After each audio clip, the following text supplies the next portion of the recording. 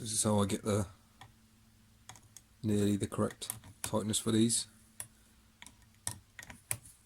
I'll tighten it down just so it feels like it's getting tight, and then if I can still spin that, if it's still spinning, you see,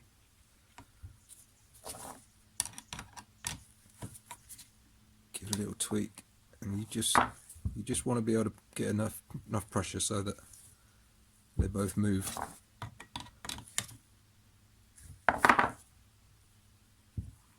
But not too loose. This needs to be quite hard to turn, if you know what I mean.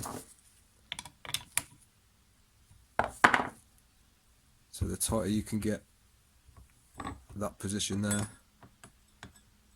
where you're just turning it, the tighter your blades will be, and the better they'll cut.